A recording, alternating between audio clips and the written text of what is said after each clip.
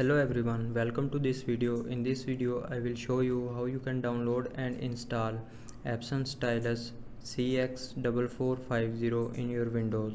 So follow every step as I am showing you in this video. So without wasting time, let's start the video.